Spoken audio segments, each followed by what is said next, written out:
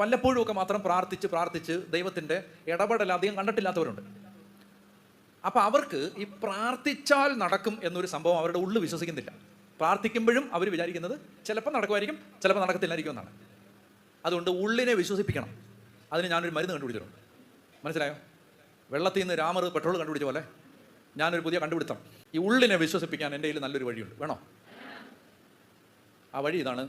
എന്ത് കാര്യം നമ്മുടെ സബ് കോൺഷ്യസ് വിശ്വസിക്കണമെങ്കിലും അത് നമ്മൾ നമ്മുടെ സബ് കോൺഷ്യസിനോട് ആവർത്തിച്ച് പറഞ്ഞുകൊണ്ടിരിക്കണം. അത്രേ ഉള്ളൂ.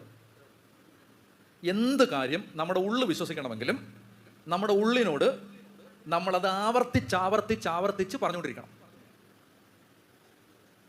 അപ്പോൾ പറയാനൊരു സിമ്പിളായ വചനമുണ്ട്. പരിശുദ്ധാത്മാവ് എൻ്റെ മേൽ വരും, അത്യുന്നതൻ്റെ ശക്തി എൻ്റെ മേൽ ആവസിക്കും. ഇത് നിങ്ങളോട് തന്നെ പറഞ്ഞുകൊണ്ടിരിക്കും. ഒരു 250 തവണ ഒരു ദിവസം പറഞ്ഞാൽ മതി.